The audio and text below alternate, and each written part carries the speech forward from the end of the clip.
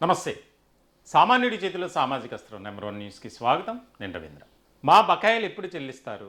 మాకు రావాల్సినటువంటి ఆర్థికపరమైనటువంటి ప్రయోజనాలు ఎప్పుడు?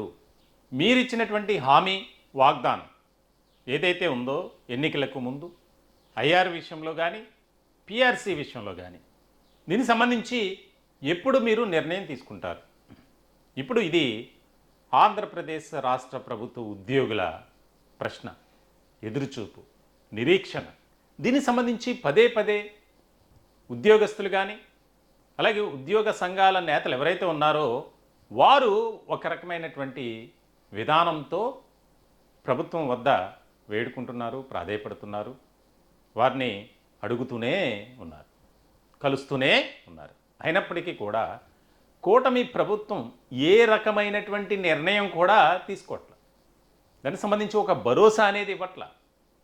సరే మేము చేస్తాం, కొద్ది రోజులు వెయిట్ చేయండి, ఫలానా తేదీన కొంత అమౌంట్ రిలీజ్ చేస్తాం అనే రకమైనటువంటి ఒక ఎక్కడా కూడా లేదు, ఒక క్లారిటీ లేదు, వారికి హామీ అనేది లేదు. పక్క రాష్ట్రం తెలంగాణలో ఏ రకమైనటువంటి విధానం ఉందో ఆంధ్రప్రదేశ్లో ఎందుకు మీరు అవలంబించట్లేదు, ఎందుకు అటువంటి నిర్ణయం తీసుకోవట్లేదు అనేది వారి ఆవేదన. ఇలాంటి సందర్భంలో సామాన్యుడి చేతిలో సామాజిక అస్త్రం నెంబర్ 1 న్యూస్ ఎప్పుడు కూడా సామాన్యుడి పక్షాన్ని నిలబడుతుంది. దీనికి సంబంధించి మీరు చూస్తున్నారు అనేక వీడియోలు కానీ, లైవ్లు కానీ కేవలం సామాన్యుడి కోసం మాత్రమే మేము కండక్ట్ చేస్తున్నాం. దీనికి సంబంధించి రిటైర్డ్ ఎంప్లాయీస్ పడుతున్నటువంటి వేదన కానీ, వారు అసంతృప్తి, వ్యతిరేకత అంతా కూడా ఈ ప్రభుత్వం దృష్టికి తీసుకువెళ్లేందుకు రిటైర్డ్ ఎంప్లాయీస్ ఆత్మీయ సమావేశాన్ని జనవరి 25వ తేదీన నెంబర్ 1 మీడియా సంస్థల అధినేత మంచాల సాయి సుధాకర్ నాయుడు గారి ఆధ్వర్యంలో విజయవాడలో జరిగింది. దీనికి సంబంధించి అప్పుడు కూటమి ప్రభుత్వం కాస్త సానుకూలంగా స్పందించింది. దాదాపుగా 7,000 కోట్లను విడుదల చేసింది.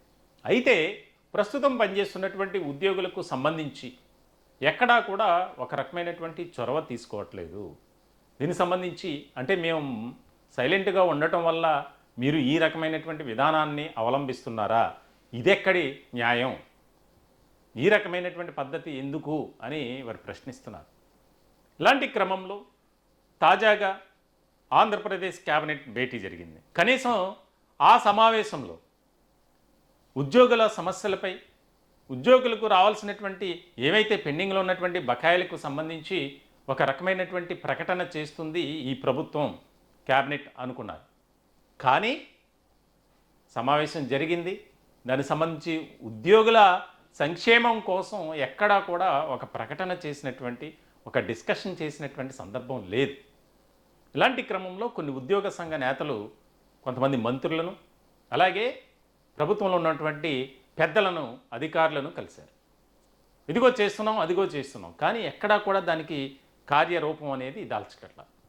దీనికి సంబంధించి ఇక తాడో పేడో తేల్చుకోవాల్సినటువంటి సమయం ఆసన్నమైంది. ఎందుకంటే ఇప్పటికే ఈ ప్రభుత్వానికి మనం దాదాపుగా 2 ఏళ్ళు గడువు ఇచ్చాం, సమయం ఇచ్చాం. ఎక్కడా కూడా ఏ రాష్ట్ర ప్రభుత్వం కూడా ఈ రకమైనటువంటి ఆలోచన విధానంతో ఉండదు అని చెప్పి వారు తీవ్రమైనటువంటి ఆవేదన వ్యక్తం చేస్తున్నారు. దీనికి సంబంధించి మరికొద్ది రోజుల్లో ఆంధ్రప్రదేశ్లో ఉన్నటువంటి ఉద్యోగ సంఘాలు దాదాపుగా ఒక 15 వరకు ఉన్నాయి. కొంతమంది మాత్రం ప్రభుత్వానికి అనుకూలంగా ఉన్నారు. ఇలాంటి వారిని పక్కన పెట్టి మిగిలినటువంటి వారంతా ఏకమై ఐక్యంగా ఒక ఉద్యమాన్ని మనం ముందుకు తీసుకువెళ్ళాలి. బకాయిలు మనం చెల్లింపు విషయంలో ప్రభుత్వంపై ఒత్తిడి తీసుకురావాలి.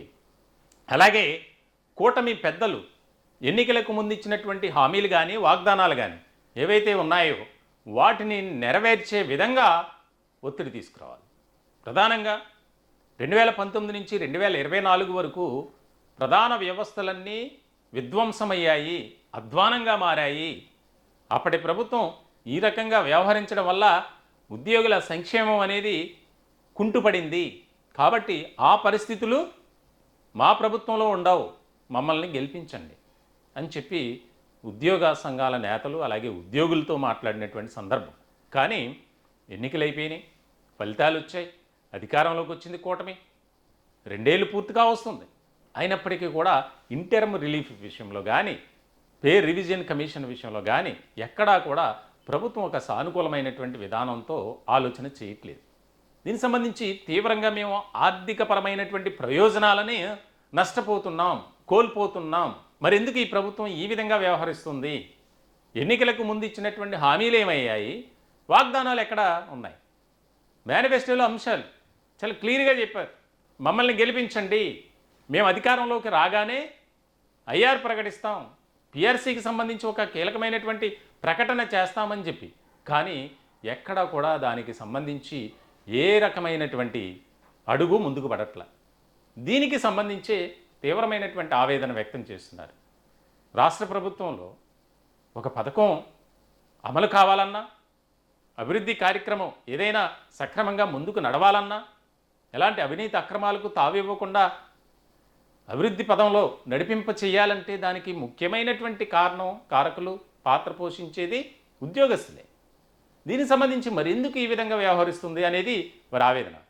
తాజాగా కలిసినటువంటి సందర్భంలో వారు ఒకటే చెప్పారు, ప్రభుత్వం స్పందించకపోతే రాబోయే రోజుల్లో మా యొక్క కార్యాచరణ, ఇప్పటివరకు ప్రభుత్వానికి కాస్త గడువు ఇచ్చాం, ఈ రకమైనటువంటి విధానంతో ఎవరు ఉండరు.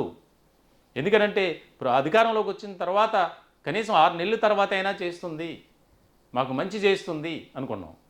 కానీ అది లేదు, సంవత్సరాలు గడుస్తున్నాయి. అయినప్పటికీ కూడా మా తలరాతలు మాత్రం మారడం లేదు. దీనికి సంబంధించి ప్రభుత్వం ఇప్పటికైనా సానుకూలమైనటువంటి విధానంతో ఆలోచన చేయకపోతే భవిష్యత్ కార్యాచరణ చాలా తీవ్రమైనటువంటి పరిణామాలకు దారితీసే విధంగా ఉంటుంది. దానికి కూటమి ప్రభుత్వమే బాధ్యత వహించాలి. కొంతమంది ఉద్యోగ సంఘ నేతలతో నేను మాట్లాడాను. మాకు అనేక మంది ఉద్యోగులు కానీ పెన్షనర్లు కానీ కాల్స్ చేస్తూనే ఉన్నారు. మేము చేసేటువంటి వీడియోలకు కానీ లైవ్లకు కానీ కామెంట్స్ పెడుతూనే ఉన్నారు. మరి కూటమి ప్రభుత్వం ఎందుకు ఈ రకంగా ఆలోచన చేస్తుంది? ఆర్థికపరమైనటువంటి ఇబ్బందులు ఉండొచ్చు, మరి అన్ని వర్గాల ప్రజలకు న్యాయం చేస్తుంది, సంక్షేమ పథకాలు అమలు చేస్తుంది, అభివృద్ధి కార్యక్రమాలు చేపడుతుంది. ఉద్యోగ వర్గాలకు సంబంధించి మాత్రమే ఈ రకమైనటువంటి నాంచుడి ధోరణి అనేది కనబరుస్తుంది. ఇది మంచి పద్ధతి కాదు అనేది ఉద్యోగులు వ్యక్తం చేస్తున్నటువంటి అభిప్రాయం. సామాన్యుడి చేతిలో సామాజిక అస్త్రం మేము కూడా కోరుకుంటున్నాం ప్రభుత్వాన్ని. వారికి న్యాయం చేయండి. వారేమీ గొంతెమ్మ కోరికలు కోరడం లేదు. వారికి రావాల్సినటువంటి బకాయిలు ఏవైతే ఉన్నాయో న్యాయపరంగా అవి మాత్రమే ఇవ్వండి. దానికి సంబంధించి పక్క రాష్ట్రంలో ఉన్నటువంటి తెలంగాణ సర్కార్ ఏ రకంగా చేస్తుంది? బకాయిలు నెలకి దాదాపుగా 700 నుంచి 1000 కోట్ల రూపాయలు విడుదల చేస్తుంది. 1000 కోట్ల రూపాయలు ప్రతి నెల అలా క్లియర్ చేయటం వల్ల ఒక సమయానికి జీరో అవుతుంది. మరి కూటమి ప్రభుత్వం ఆంధ్రప్రదేశ్లో ఎందుకు అలా చేయట్లేదు? ఆ విధంగా చేసినా మాకు ఉపయోగమే. కాబట్టి ఇక చూస్తూ ఊరుకోం. ప్రభుత్వం ఏదో ఒక నిర్ణయం తీసుకోవాలి. లేదంటే ఉద్యోగస్తుల ఆగ్రహానికి కూటమి ప్రభుత్వం ఖచ్చితంగా బలవుతుంది. గత ప్రభుత్వానికి ఏ రకమైనటువంటి బుద్ధి చెప్పామో కూటమికి కూడా అదే రకమైనటువంటి గుణపాఠం ఉంటుంది. ఆ పరిస్థితులు తెచ్చుకోక ముందే స్పందించాలి. మా పట్ల ఒక ఆలోచన చేయాలి. మాకు రావాల్సినటువంటి బకాయిలను మాకు చెల్లించండి అని చెప్పి కోరుకుంటున్నారు. చూద్దాం మరి కూటమి ప్రభుత్వం ఏ రకంగా స్పందిస్తుందనేది చాలా ముఖ్యమైనటువంటి పాయింట్. ఈ అంశానికి సంబంధించి మీ అభిప్రాయాలను కామెంట్ రూపంలో తెలియజేయండి. దయచేసి మా ఛానల్ని సబ్స్క్రైబ్ చేసుకోండి. Thank you.